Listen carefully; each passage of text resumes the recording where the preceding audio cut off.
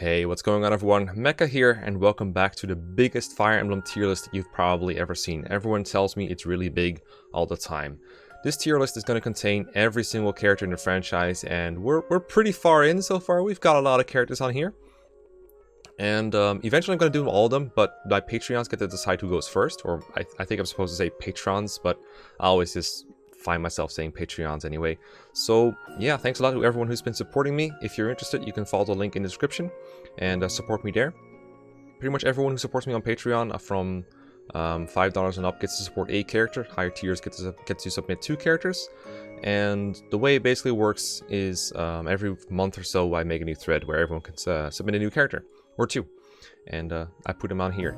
I'm splitting this batch into 3. So today we're going to do Fire Emblem units from Fv3 up to Fv6. Next time we're going to do, starting with Fv7, we're going to go all the way up to New Mystery, so Fv12. And finally, we're doing Awakening up to 3 houses for the 3rd batch of this month. And that will be all. I have made a couple of revisions on the tier lists since the last time, so you might have seen some units mostly moving down. I think 1 or 2 might have moved up. I'll go over them briefly. I was planning to do this along with someone else, but my primary candidates for talking this over were like Don and Rengor, but Don's really busy and Rengor's like, yikes, this thing is way too big for me. This episode already has way too much innuendo. So I'm going to briefly go over who I moved down and slightly why. So I moved Noma down from the D tier to E because there was like a very well informed comment informing like, hey, the D tier seems fine except for Noma, so just move Noma down and he'll be fine. So I moved him down to E, and it kind of matches with my Echoes experience. I found that Noma wasn't really as... Well, I didn't expect him to be super useful. He was in D for a reason, but he just didn't really do a whole lot. I moved Ephraim down from all the way from A+ to B+ actually. Part of this is like Erica routes is really not kind to him, and he's really kind of mediocre there. He's good when he's around, but the availability kind of cuts into it. And he's not that useful until like the route split comes back, and even when he comes back, I find that he has a good personal weapon, but that's basically it. He's got a mount and everything. But at that point, you have a lot of like flyers are much more useful than Ephraim is, for example. Even Seth I find is not that super great in late game of Sacred Stones. Not as good as he was early on. So Ephraim is a little worse than that for the same reason. So that's why he moved down. I moved Fiora down from A+ to A-, mostly due to negging by Don. Her stats weren't that good. She has some combat issues basically, and a lot of flyer utility is kind of past her. There's still like plenty remaining, don't get me wrong, but she's more of an A- than an A+ in my opinion. A- is still pretty high. Cecil, I moved her up from D to C rank. I'm trying to see where she is real quick, but this tier is pretty big, so just know that she's in here somewhere. Lady Sword, something I haven't really taken into account yet in these tier lists that I probably should, as well as just the debating and Lunatic being a bit more useful than I gave it credit for. Cecile does have like availability and everything in Fv12, so that's worth moving her up for, I feel like. I'm pretty sure it was the Fv12 version. Xander, due to my Regis Lunatic experiences, I moved him up a bit within S-. I don't know for sure if he should be S+, but I feel like lately I've been playing a lot of Conquest late game, and I feel like Xander really shines there. I find that it's a lot easier to make him double than I thought it was. Luke has been moved up from B+ to A- due to another Don comment basically saying like, hey dude, Luke is pretty good. I can't find him right now, but I know there he is. He's next to Heath now. Top 10 combat unit in Fv12, sure, I'll take your word for it. Hector, I moved him down to B+. I think he was like A+ or A- before. I'm sure you're all familiar with the reasoning that Hector mid to late game just isn't that good until he promotes. And even when he promotes, he's just not all that useful. 5 move is 5 move. Not a lot of combat needed in late game Fv7, and the combat you do have to do, you have like a lot of mounted units to do, so Hector doesn't really stand out there very much. So I got him next to Ike here, who's also moved down from, I think it was an A- or A+ as well. I recently played the Fv9 draft race, which is not at all representative of what I'm doing here, because if I was doing it based on that one, I would have put him like straight in S tier, because my hike up really strengthened speed blessed in that one, and it was a normal mode. No, it has more to do with the fact that like even in that position, even in that game, I didn't find Ike that super useful for most of the game, so definitely didn't belong in like A+ or A- for me. And I also moved Celica down to B, from B+ to B-. I'm hoping everyone is okay with that.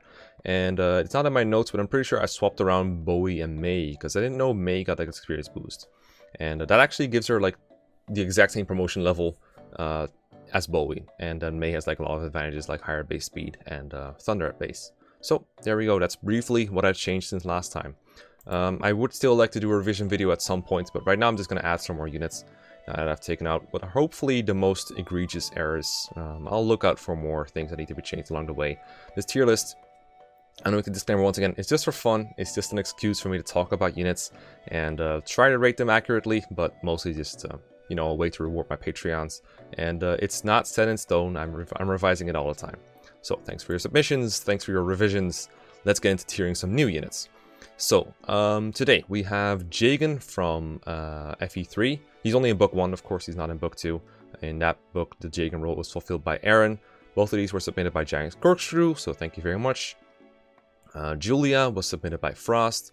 Reed has submitted Leaf. Stonepiercer submitted Bridget. Jesus Coon 69 submitted Ulster and Amid. I don't think this is Balmung Ulster, but we'll get to that. Claude, the old one, has been submitted by Noah. Dorcas submitted Helva. Scott submitted Ethlyn, who is over here. I don't know why Xavier is over here all of a sudden. Go back here, please. That's where you belong.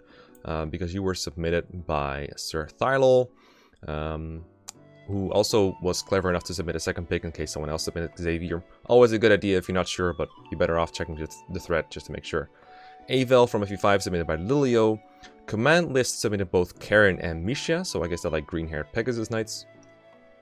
Darian submitted Ralph, and then we have Dashin submitted by Michael. And then finally from the Binding Blade, we only have 3 Binding Blade units today. We have Alexis' submission of Ellen, P. Vladias' submitted of Marcus, and then finally we have Gaius who submitted Waltz. I think I already said thank you a lot of times, but I can't really say thank you enough times, so thank you. So, Fe3, I've made this disclaimer before, not the game I'm most familiar with. The games I'm most familiar with are like between 4 and I would say 9, 10, 11. Kind of ends there. Everything else is kind of me just looking at the wiki and thinking of like my one playthrough that I've done, half playthroughs that I've done, playthroughs that I've watched, and discussions with other people. So excuse me if these ratings are not super accurate, but again, they are open to revision. So Jagen, a couple things about Fe3 that I think are interesting to note, especially compared to like Shadow Dragon, because Shadow Dragon Jagen is up there in like S-, I believe, or maybe even S+. I think S-. The biggest difference, Shadow Dragon has hard 5, where enemies are super strong, and Fe3 they're more weak. There's like super weak, but they're not so weak that Jagen doubles them with a lance, I do believe. I don't remember for sure. With the sword he definitely doubles, because in that game you can't negate weapon weight. But the enemies are like still very, very weak. The other thing is Fe3 stat boosters are ridiculous. I looked it up in advance and I thought this was more of an Fe1 thing, but apparently Fe3 they still give like 4 or 5 points each. So fixing a unit stat with stat boosters doesn't seem all that complicated. So if you want Jagen to be long term, you can probably give him a resource or 2 and he'll be fine in the long term even. And he also doesn't get hurt by low XP gain like in Shadow Dragon. In Fe3, you gain a set amount of experience if you kill an enemy. It's just like 30 per kill, basically, roughly. Like every enemy has like an XP rating next to their level. So that's how you know how much XP you're getting for killing enemies. So that doesn't really hurt Jagen very much. His growth are still ass, of course, so level ups don't really do much for him. But just thought I would note it. So Jagen seems good. I don't know if anyone has tried to make him long-term viable and like compared to how much that is done for his usefulness.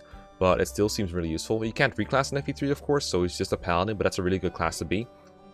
He's going to have to dismount in indoor chapters, but his weapon level is high enough to use like silver swords, silver lances for sure. I don't actually know about silver swords, but either way, he's going to be pretty strong for, I think, like at least half of the game. Fe3 enemies, they just kind of suck. Fe3 of book 1 enemies just kind of suck, so I think Jagen is always going to be able to contribute. And Fe3 also have promotion items, and you don't really want to use those when you don't have to, because they're kind of rare sometimes. So I think that also speaks in his favor. So I'm thinking like at least A+, and I'm trying to see where exactly he would fit in. I don't think he's better than most of these like long-term units, although the fact that they need resources more than Jagen does certainly count against Jagen. I definitely think he's better than Boyd, although Boyd might actually need to move down to A- at some point. The lack of a mountain Fe9 is a bigger deal than I think I might have anticipated. The one thing that I think he lacks compared to Shadow Dragon is, I guess the extra features that Shadow Dragon has really favor Jagen, I feel like the Forged Rider's Bane and the added difficulties of the game, they really make him stand out, whereas Jagen, I don't think he stands out as much in Fe3 as he does in Fe3 in Shadow Dragon, but I still think he's plenty good. But a tier below his old self, I could see that. I'm gonna keep him around here for sure. Again, Fe3 not my most familiar game. Probably should be higher than Marth overall. I think this is Fe3 Marth. Yeah, he probably should be higher than Fe3 Marth overall. I'm fine with A plus for now, I think. Alright, let's get into Aaron. Similar deal, pretty much all the mechanics from book 1 carry over to book 2. So the same thing applies here for growth rates and everything, and for like XP rates and everything. Fe3 enemies in book 2 are a bit stronger, I find. Like the dragons are very annoying in particular. There's more promoted enemies, just tougher enemies to deal with in general. And I find that Fe3 book 2 Aaron, I hate to use the meme, but I find that he falls off a little quicker than Jagen does. And in Fe12, I definitely find the most useful part of Aaron, the fact that he can fly around on a Draco Knight and or be a general and tank a lot of stuff in Lunatic. And Fe3 book 2 Aaron just doesn't have that kind of utility. It's just, here's a high stat paladin, and a lot of people I find it like they'll like ditch Aaron because they got Siryu, which I don't think is completely fair. I mean, just use both. They're probably still 2 of your best units. So he's probably better than, like, I don't know, a base level Rhodey or something at least. I don't know how long he remains like a viable unit, but I definitely think he has some utility. Just not as much as his Fe12 Incarnate. So I don't think he's going to be as good as A plus Jagen over here. I think he's definitely 1 or 2 tiers below. And I think overall like an A minus for now, like the bottom of A minus maybe. But again, I haven't really tried to make him long-term viable. I'm sure you could in theory with like stat boosters, but I also have a feeling those could be utilized elsewhere. Fe3 book 2 does have like star shards where you can make someone's growth like pretty good over the course of the game. So that both helps and hurts him, I guess. It hurts him in the sense that other people can become really, really good and not need his help anymore as much, but it can also mean it can make him really good if you kind of wanted to. So A minus, he feels like a little bit worse than A minus. I'm thinking maybe B plus for him. It's weird though. I'm just remembering his early game being like good, but not so much that he's like going to be viable forever with just his bases. He needs something on top of it. And I don't know on how high demand the stat boosters are in Fe3 book 2. So yeah, I'm going to keep him around here somewhere, but open to suggestions on this one. Next up is Julia from Fe4. I think there's a really big gap between how useful Julia is to a casual player compared to someone who's been playing Fe4 a lot and just wants to go very fast and wants to be as efficient as possible. I think for casual players, Julia has a lot of traits that are really helpful, particularly the Nosferatu thing, where you can just put her in range of a bunch of Dark Mages and tank them, or even other enemy types. There's some enemy types where you can't do that, right? Because she's going to take more damage than she can heal, like against Myrmidons, Ballistas, that kind of stuff, Brave Weapons. But for the most part, you can put Julia in almost any spot in Fe4, and as long as she's able to land Nosferatu, which you can kind of help with leadership and charm, then she'll be just fine. She's a very easy unit to use in that way. And she also has staff utility, so you can warp people around with her. She can hit almost any enemy with a status staff if you wanted to, because her magic is so insanely good. She's got really high magic and res growth thanks to that major Narga blood that she has. So a lot of good things about Julia, but if you're going fast, then you might be more tempted to look into things like the fact that she only has 5 move for Eternity and then goes up to 6 with promotion. The fact that she's not around for chapter 10 and a lot of the final chapter as well. Those are things that I think hurt her a lot in the context of Fe4. And in Gen 2, you can also just kind of trivialize most of the generation with high move mounted units to the point where Julia's combat is like, it doesn't really add anything to your clear. So efficient players don't really get much out of Julia besides like status staff spamming, or not status staffs, but like warp staff and return staff and that kind of stuff. So that makes Julia a lot less useful, especially since you also have other people who can do that just fine. Maybe she could use like the rescue staff, that would help a little bit, but she can't, so that's also another thing she can do. So with that in mind, I think for most casual players, like if I was rating Julia based on like how I play Fe4 casually most of the time, I'd probably put her in like A plus or A minus, because she's just she's just easy to use, and has a lot of utility, and she can't really die unless you purposely do it. The Sage promotion is great, all that kind of stuff. But if we're gonna look into like a more of an efficiency context, I think it's fair to move her like pretty far down, actually, like the B-C regions, and I think that might even be generous. But it's hard to rate warp utility in FE4. I will say that much. I'm trying to find like, I think Lana might be in here somewhere. She's like similar utility to Lana in that regard, but I don't see her right away. I'm not sure if she's been here or if she's on the cleric tier list, and that's it. I would say she's like a C unit, really, like kind of average, like useful for sure, but the utility that she has is like replicable by other people, so it's not that great.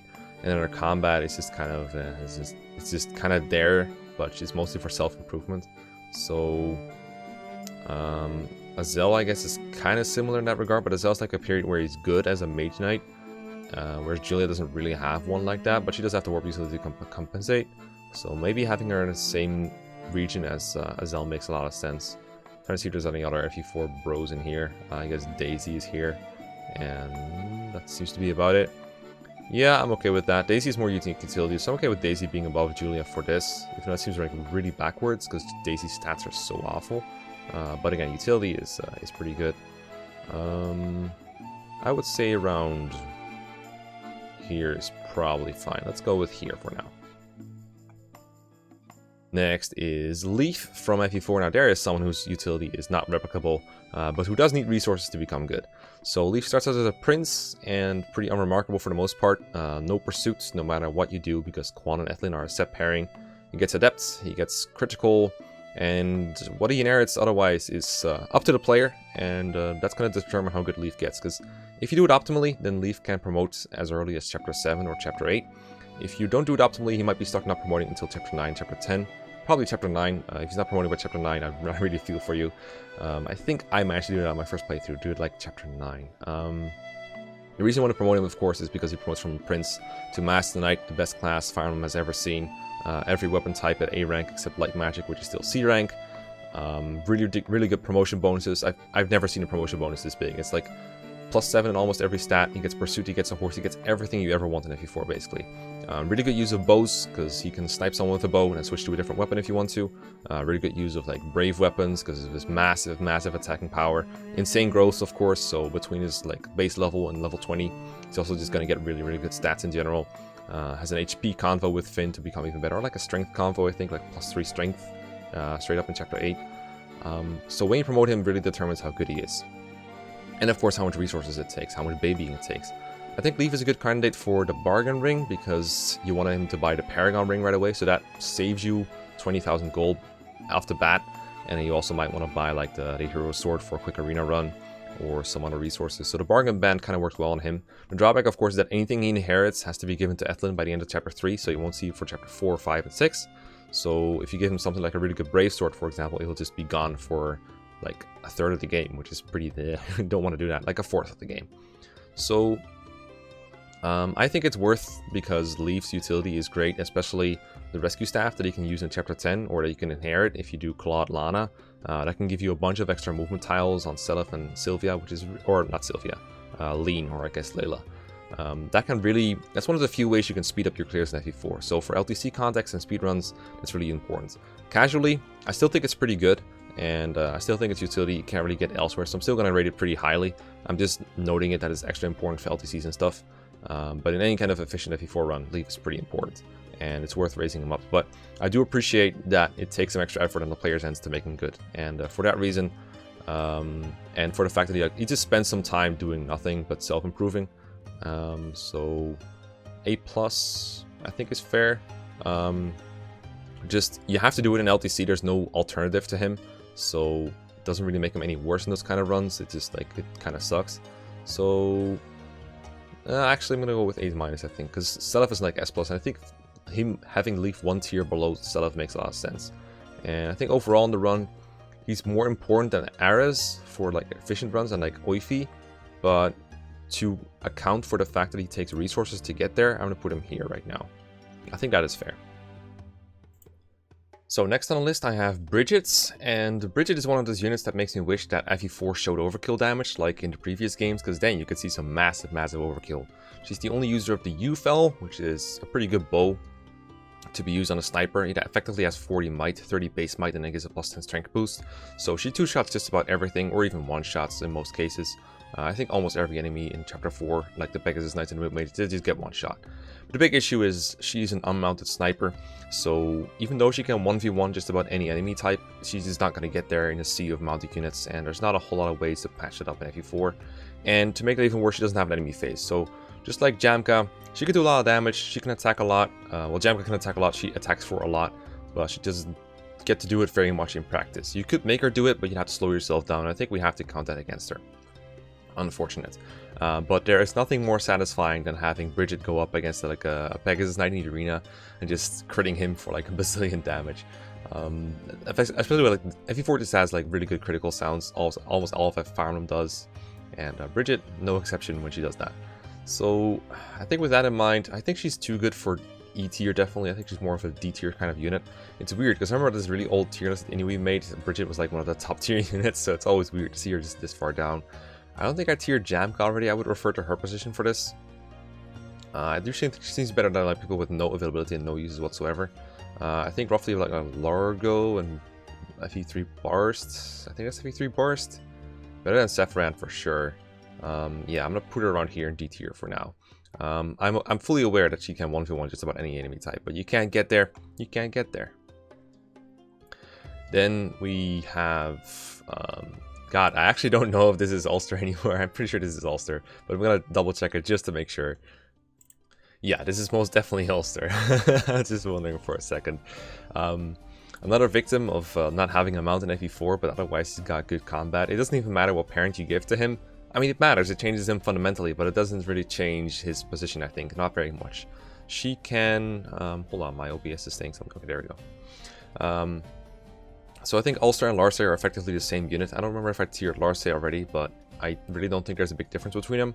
A lot of people cite that Larce has a better promoted class, which is technically true, but I don't think it's relevant. I don't think having adepts and a higher speed cap and a higher skill cap really changes the way they play. They do one round pretty much everything after promotion, so I don't see why their caps and that extra skill really matters anything. Lex Ulster, pretty good. Got doubling going on with Paragon to double the XP gain. Advantage not very relevant, but other than that, pretty good. Noish, Jamka make pretty good builds.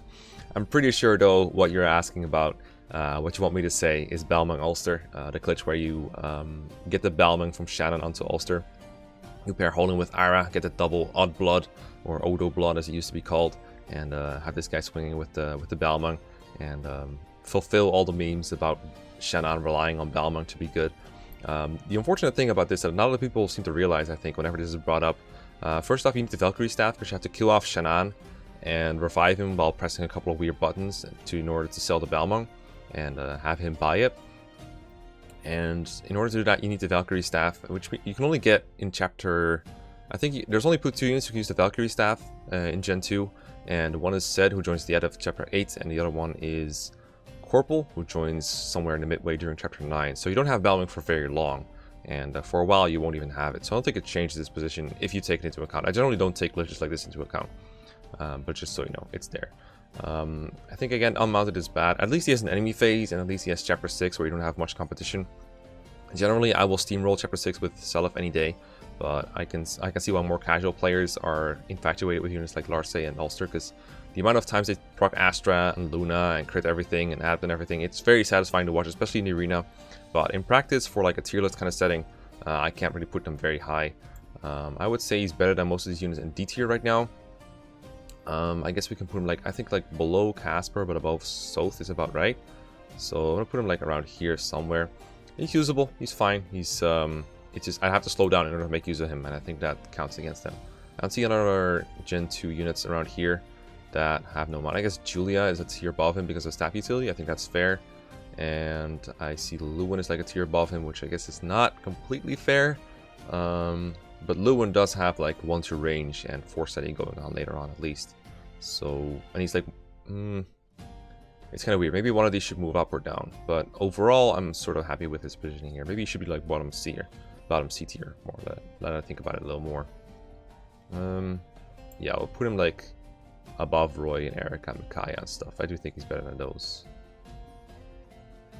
Yeah, we're gonna go. Yeah, we're gonna put him a little bit further up. I think. Yeah, C tier, whatever. Bottom of C tier. Fine.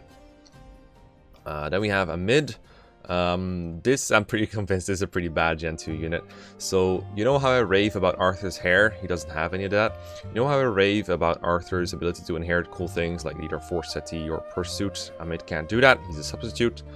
Amit has Adept, which is unreliable, and one of the easiest skills to get through weapons. Well, to be fair, not on tomes, but like brave weapons and shit.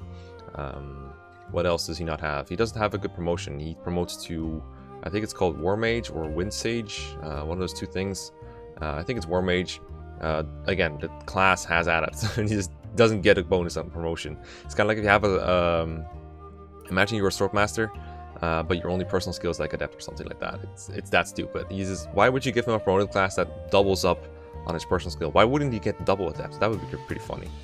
But yeah, no Pursuit, just Adept, and no Mount either. I wish he promoted the Mage Knight, but he doesn't. So I think a mid is a definite pretty bad tier unit. I would honestly put him like lower than these two, than Tiltu and Tinny. I think they have much more going on. I don't remember where I put Linda. I don't think she's on here yet. I think I just tiered her on the Mage tier list. But I think a mid goes pretty low overall. I think I would put him like around here somewhere. Below Sonya is a little harsh, but at the same time, I think Sonya is more usable than he is. So yeah, I'm gonna put him like around here. I don't think Amit is very good, unfortunately. I kind of like his aesthetic with the thing. I just like Arthur's hair much better, so it's hard to like praise Amit for that. Then we have Claude or Cloud. I don't know. I think I used to call him Cloud in my head, and now I just call him Claude because of Three Houses. When I first got this unit, I actually really liked him. I was like, why does no one give him a high rating? He seems pretty cool. He has good base magic, and I mean, he doesn't attack, but the Fortify staff that he comes with is pretty cool. Nowadays, I've realized you can sell the Fortify staff and use it with other people, but it's pretty convenient to leave it on him and have him heal everyone. I thought it was pretty useful when I first played. But of course, he has his drawbacks. He has 5 move. 5 move is not very good.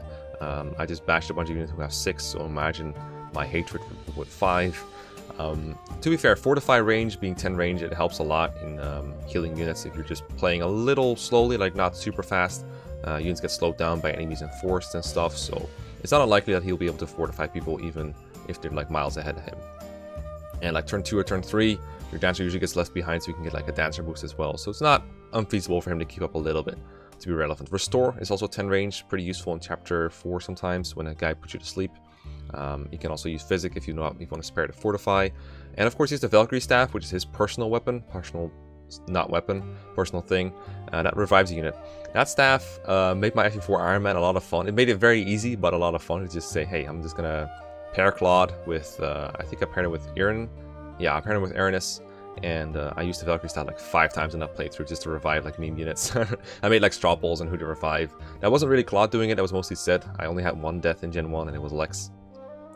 He died on the defending Thove, I think. So I revived him. He somehow got hit by like every Pegasus Knight at attack. Very sad, very sad. But yeah, the Valkyrie Staff, I don't know what to rate it. I generally try not to kill my units or like load a save if I've accidentally killed someone, and that tends to salvage the problem. So I don't really use reviving very much. I just took advantage of it the one time I had it, but I don't think it's very great utility. Like, if a unit has like a good, like let's compare this like another utility stuff. Like let's say it's a Warp Staff, for example. The Warp Staff is always going to be useful because you can just move units around with it, and you always gain something out of it. Valkyrie Staff is like, it compensates for a bad mistake, but it doesn't really gain you any new ground or anything. I guess it lets you take a risk with the unit and get them killed and then revive them somehow. I guess that is something that you can do with it. But I've never found it too useful in practice. I don't really want to count inheritance in his favor. Like, I generally just rate kids based on how good they are on potential parents. So the credit for like good genes go to kids, if that makes sense. It sounds very stupid, I know, but for example, the rating I just gave, I know I just rated Ulster, for example. I rated him based on how good he was with like Lex as a parent and Nosh as a parent and all these other potential parents. So I don't think there's any credit left to give to the parents themselves for being parents. I prefer to rate units for their own utility. So I'm just going to rate Claude based on how he does in Gen 1, like I've been doing all along for this tier list. I mentioned all this because the person who submitted Claude mentioned that because I was curious about it. I'm just going to rate him based on his Gen 1 utility with the Valkyrie Staff and every other thing he has. And based on that, I'd say he's like a low C, high D tier, like not super good. His availability is of course very lacking, and the lack of movements limits his utility. He doesn't have pursuit. He can still clear the arena or at least fight for a while in it, but he's not excellent. So like Soth-ish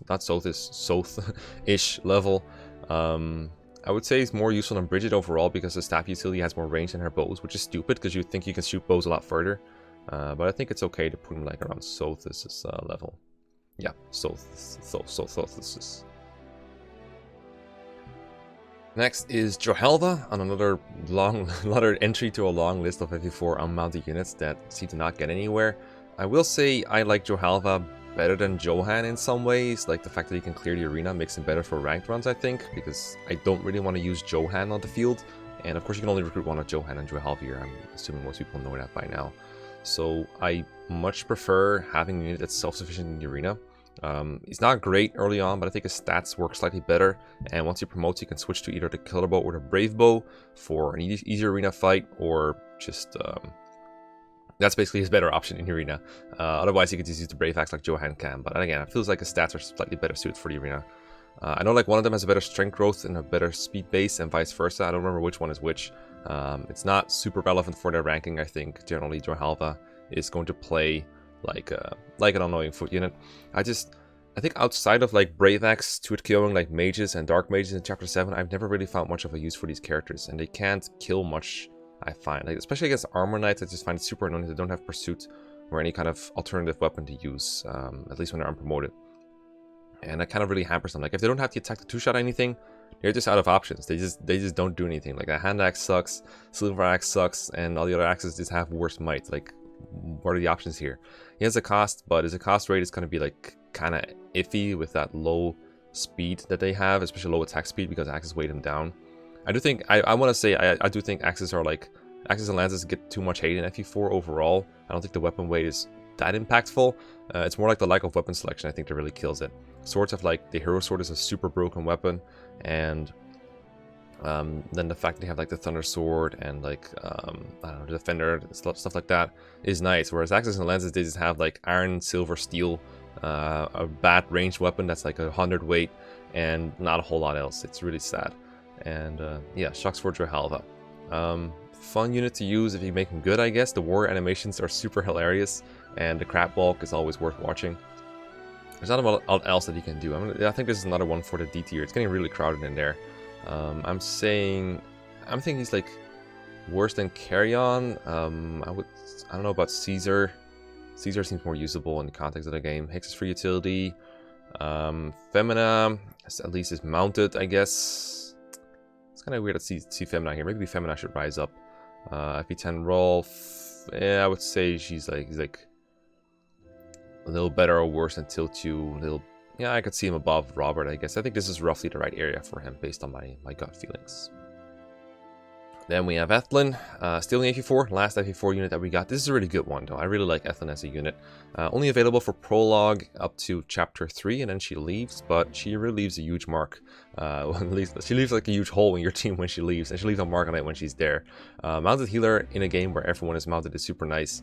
I particularly like her in Chapter 2 because she can heal up Sigurd and Quan and other mounted units that are having trouble punching through like Hirheim and Elliot's squad and the Hirheim castle.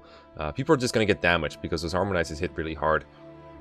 And there's not much time to go back to like Ideen, for example, and go back for healing, or like Lacus's. So having a mounted healer is super nice. She gets a light brand in Chapter 2 when there's not much of a reason to sell it right away, so it's just a good weapon to have on her for a while. And I usually just keep it up until like Chapter 3. I don't always keep it on her and give it to Leaf, even though it's just cannon weapon.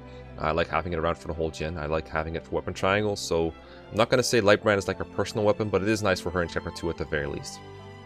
Critical as a skill is nice. You can't really rely on it, but I like to put her like next to Quan sometimes and go for like lover criticals, and that can both boost her output as well as Quan's by a significant amount sometimes. It doesn't always work, but it's like you're fighting a boss that you can cancel in and out, you might as well try for it, and if it works, you just save yourself a massive headache.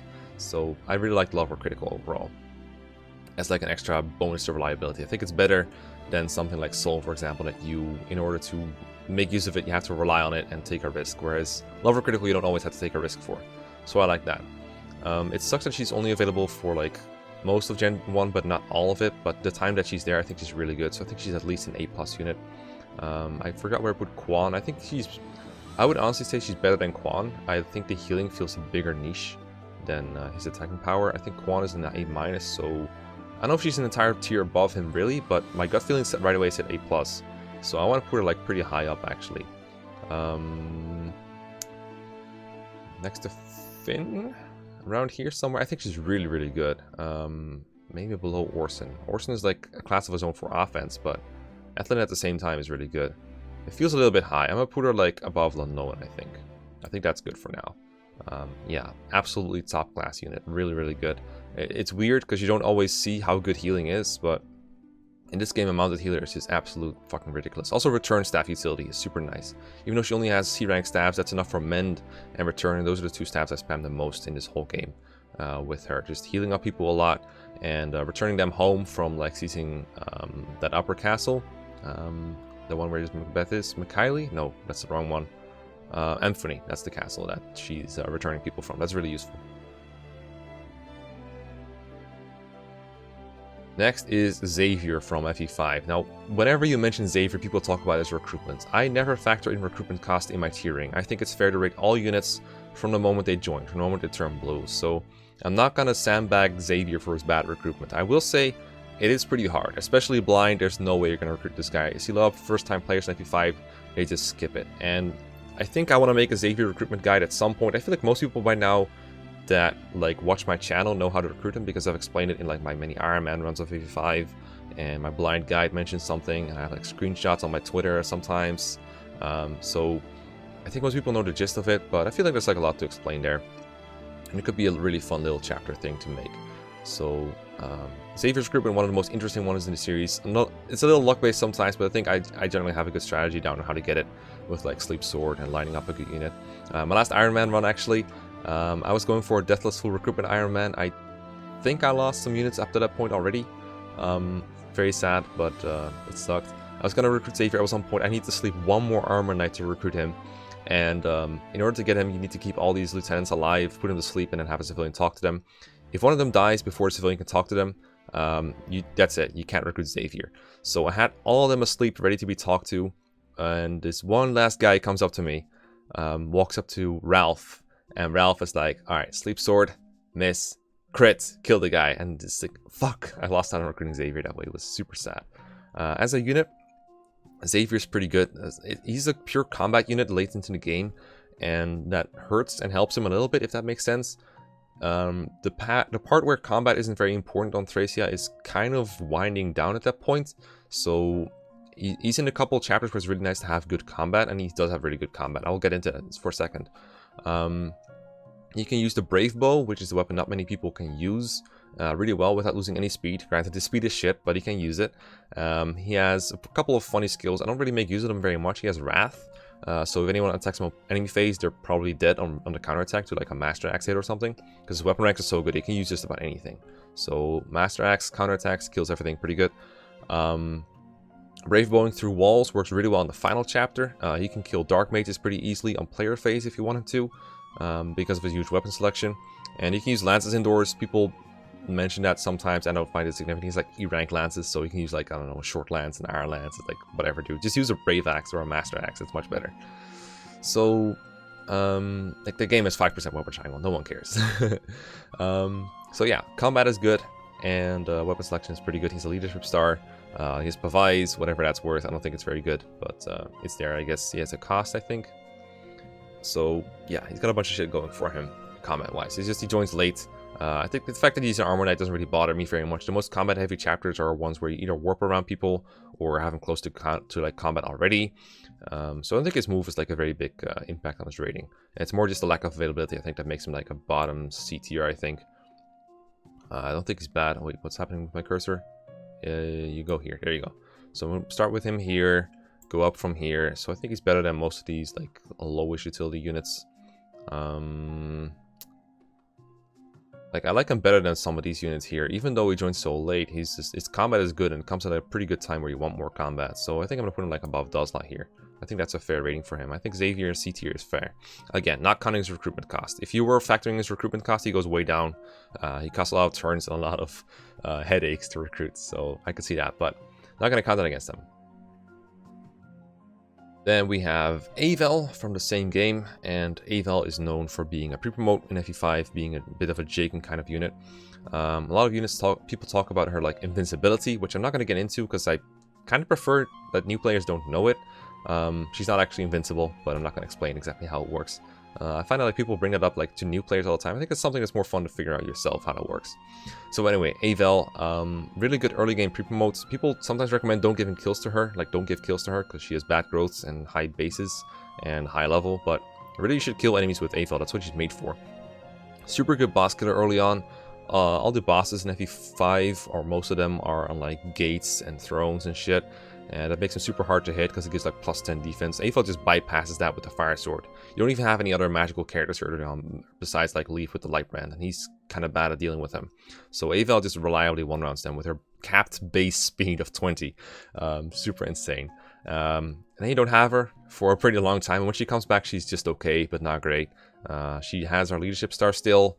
She still has her capped speed, and she can still use like any sword. So I don't think she's as bad in an endgame as people make her out to be. I think she's okay. Like, she's not going to be as good as like a Train Marita or an Orson or even Leaf, but she's still serviceable in combat. She can one-round like a Dark Mage if you want her to. She's got pretty good critical rate, I think. I think her pursuit critical is like 2. It's not reliable, but the killing edge she's going to have like, I think like at least 70% critical or something after a pursuit critical. She has Adept, so that also adds to the amount of hits she can do. So I think if you want her to kill someone in a pinch, she can definitely do it. She can definitely be given like an Armor Slayer to kill an Armor Knight or something. All that stuff is available to her. It's just, she's not great. She's not going to be the invincible, ridiculously good unit that she is early on, but she's good. So I think she's comparable to like Fv10 Soth, for example, in a way. Sure, she has less availability than him, but like in concept, where she's really, really good for early on, and then she, I mean, she doesn't, they don't work the exact same, but you know what I mean, right? She's much worse later on than she is early on. Like, she falls off, if you will.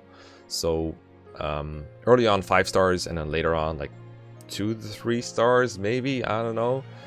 That's kind of what I would rate her if this was like a unit rating thing. So I think that puts her in like the C to B tier. Depends on like how much you value each of those portions of the game.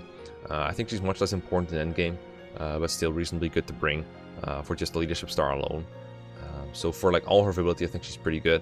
It's just, how do we factor in the fact that she's not around between like chapters like 6 and 24? Like, that's a pretty rough amount of availability.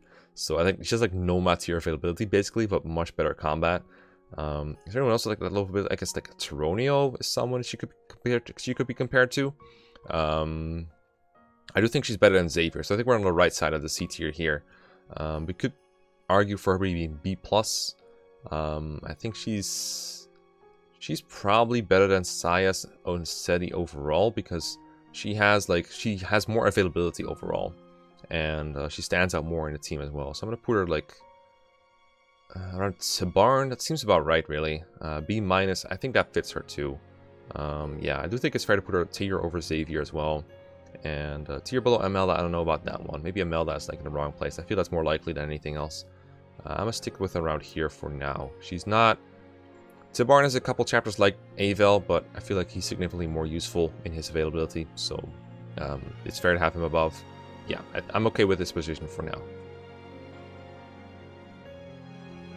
Next is Karen and Misha from Fv6. So Karen joins in the Master arc, and there she's like downright unimpressive. She's in Dismounted Pegasus Knight with like E-rank swords and garbage strength, like 3 strength, I think. And she doesn't really do a whole lot of damage, but she has a lot of speed, so if you want to give her a steel sword and double attack something, she can. She's not gonna one-round soldiers. I think her most important thing in Master is supporting Fergus, giving in that extra crit boost, because she alone basically gives Fergus 50 extra crit because of his pursuit critical of rating of 5. And once you go outside in chapter 6 though, she flies, and from that moment on, I think Karen is one of your most useful units without seeing any combat whatsoever. She can just fly around, get all the houses, she can fly around, get villages. She can fly around, rescue drop people across rivers, fly in and out of range of things. This is a game as a really good version of Kanto where you can move after attacking or rescuing or anything you want. And because of the way that build works or Constitution works in Fv5, you can, she is treated as if having 20 build, so you can pick up anyone you want who has 10 build or less, and she won't be losing speed from them, or won't be losing movement speed from them. She'll lose like stats in battle, but you shouldn't have her fight like at all, honestly, in Thracia. I never fight with Karen after like chapter 5, basically. I might have her like take 1 or 2 hits if she needs to, but I never really train her anymore. I did that for one playthrough. I tried it out. I think I gave her like a lot of scrolls, actually, like Paragon Scroll and the other one, Wrath, I think, but I never really got much use out of it. I didn't find it very useful to have a strong flyer. Usually I'm a big advocate of making flyers really good, like Marcia and in Fv9, Jill in Fv10, Florina in Fv7. All those units, I want to make them as strong as possible so they can go everywhere, but in Thracia, I just don't have much of utility for her. And I think the biggest point where that becomes useful is having a good like combat flyer is the route split, like chapter 17, 18. But that's when you have Dean, and you don't really need more than 1. It's nice, but it's not worth the investment early on, I think. So I keep Karen as a flyer, and just as a flyer alone, she's really nice to have. B+, A-, I think, is what I'm going for here.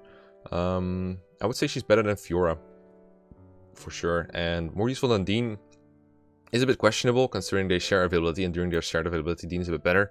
But Karen does have chapters 4 all the way through 13 to make up for it, so I think it's okay for her to be in the same tier but higher. I could see her being in a plus. I could see that, because right now she's below. Let's see, is there any other Fv5 units here? Leaf, I guess. I would say Leaf is better overall, like even better availability and everything else, and his supportive things are pretty good. Maybe Leaf also needs to move down, though. I don't know. I'm okay with this for now, tentatively. Then we have Misha, and she joins basically at the end of the route split, which is when I said flyer utility was at its most useful. And at the end of the route split, it's not as useful. It's an indoor chapter, Xavier chapter, and then it's a run away, do nothing chapter. That's chapter 19, and then there's a defense chapter with a bunch of ballistas. That's chapter 20. That's not very good for her. There's no great chapter for Misha. There's like a couple of like very minor things you can do with flying, but overall, never really found it too useful. And this is her entire availability. She's not around earlier on like Karen is, so I don't think there's really a great spot for Misha. She can do some weird things, like she comes with a wind sword she can use indoors, so she can fight there. I remember her magic actually being capable of like actually one-running some enemies indoors, but it's not good for the final chapter, for example, because every enemy's on a magic floor, so you can't really make use of it there. I don't think she one-runs dark mages even with the wind sword at 2 range, so that's not something she can really do well. And yeah, I just don't find much of use for her. She doesn't have any, like, I don't believe she has a leadership star. Or anything else. She's like a movement star, I think, which is super annoying when you're recruiting her. She's also super stubborn. I'm not going to count a recruitment cost against it. I just find it like really annoying to recruit Misha most of the time. So I would say she's like a low D tier, or like maybe a high D tier. I don't think she's bad enough to be E tier quite, but yeah, she's not great. Yeah, I'm a parker around here for now. Like above Femina seems okay. She does have more fire utility than Femina does. There's like some very minor things. Like there's some dark mages in chapter 23 that you can help capturing on turn 2 or something like that. Like those kind of minor things, they add up to like a little bit of utility, but not a whole lot. It doesn't amount to much, but she's there, I guess. Then we have Ralph. Now, I ranted already about how Ralph just destroyed my Xavier recruitment once, but I mean, I can't fault him for that. He was just trying his hard, man. He was trying very hard to be helpful.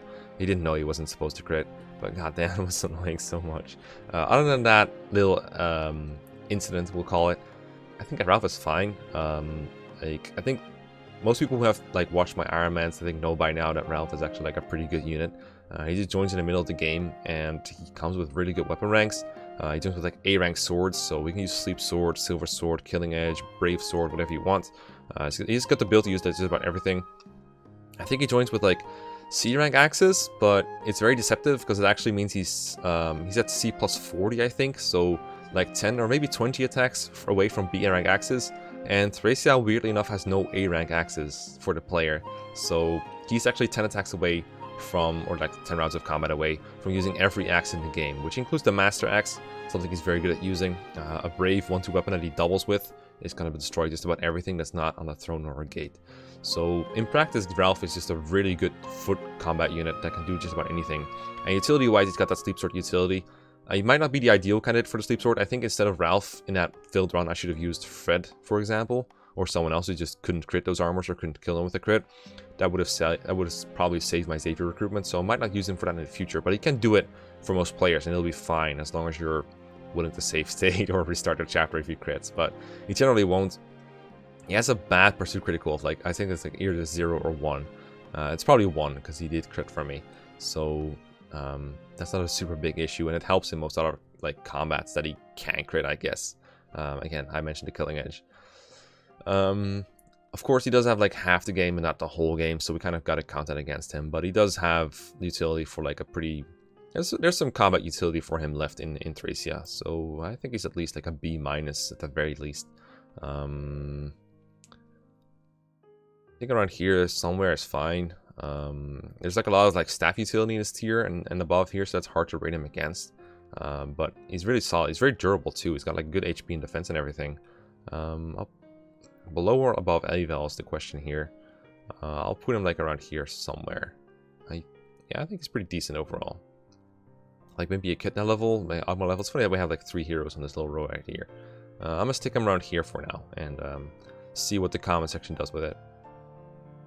It's okay, there's actually like, no one has actually played Fv6, so no one can call me out on that one. Only 776 people have played Thracia, none of them are subscribed to my channel. It's fine. Last Thracia unit is Dalson, and he joins very early, and he's an armor knight, so everyone expects me to hate him. I don't hate Dalson that much. I think he can be useful in master chapters.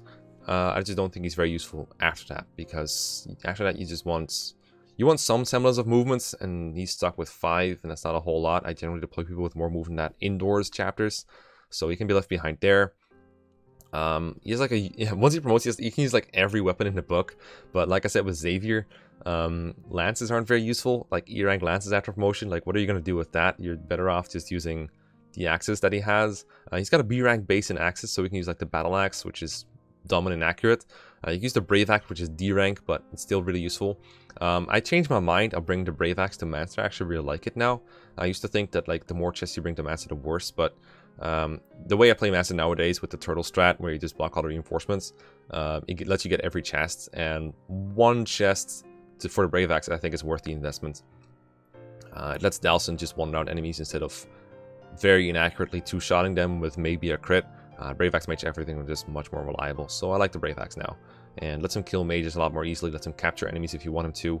I don't like hand axes and stuff like that for him. It's just very inaccurate and not really worth the hassle of capturing, I think. But if you can give him one, I guess it's nice as an option.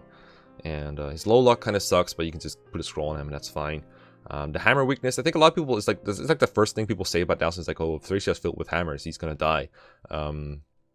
It is true that the one defense chapter that you have soon after that, like chapter 14, there's a lot of hammers around it that can hurt him.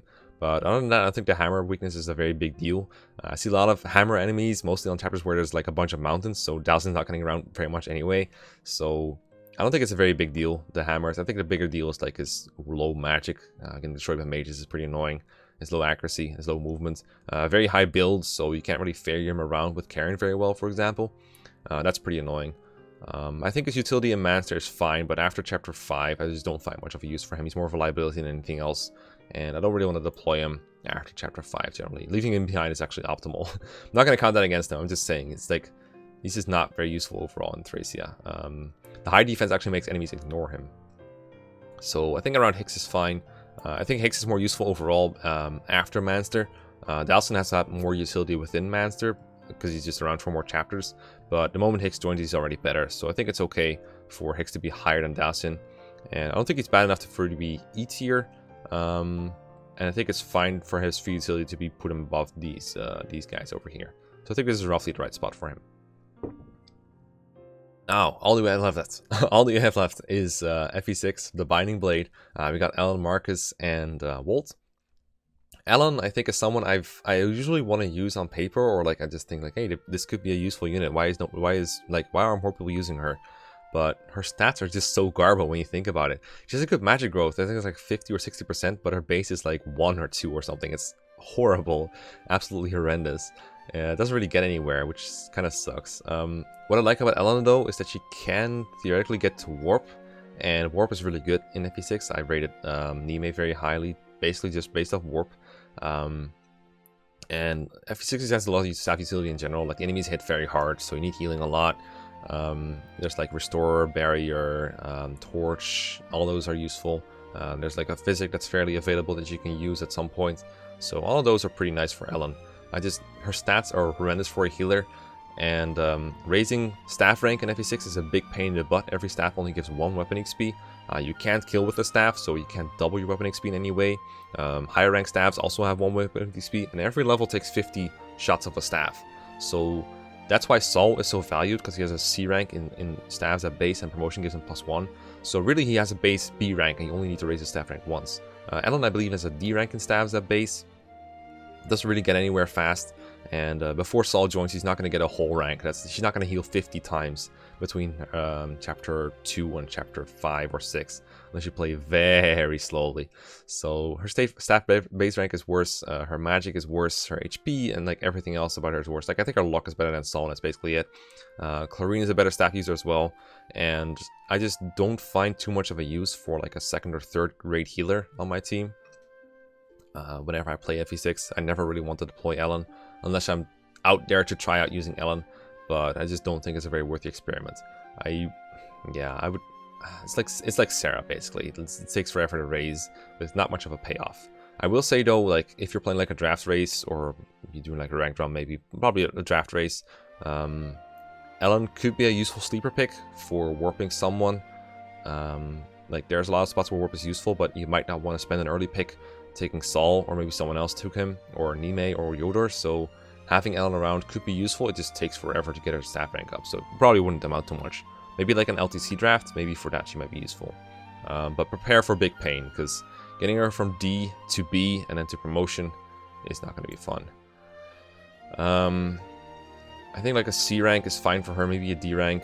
I don't remember where I put like every other Fv6 unit, but I think like putting her in the top of D is what I'm feeling right now. Like a unit with some potential, just a big headache to get anywhere, and his level's so slow. Why does Mend give 12 XP and heal 11? Why did you do this, IS? Why would you do this? Top of D. It looks a little low. Maybe she should be bottom C.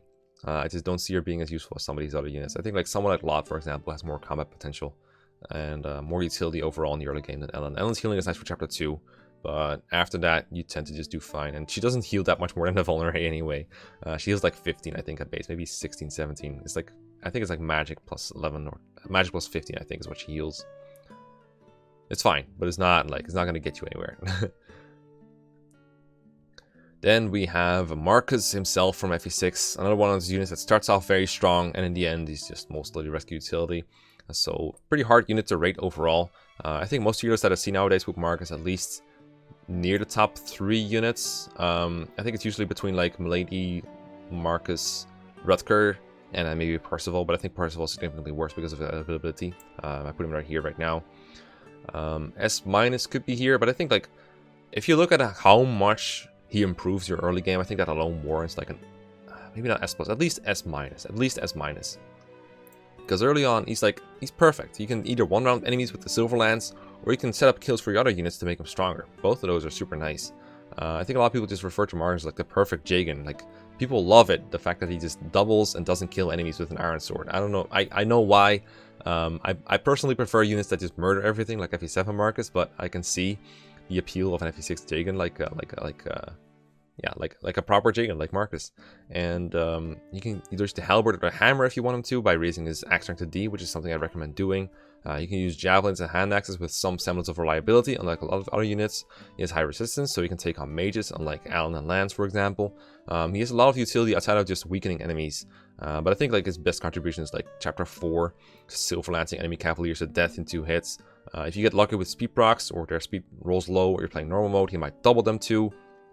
He dominates normal mode, and is super essential for hard mode. Yeah, I'm going to put him in S+, I think, honestly. I'm going to put him like not above the Flyers, I think, but I think he's more crucial than Selef and Siri overall. I think he's an S+ unit.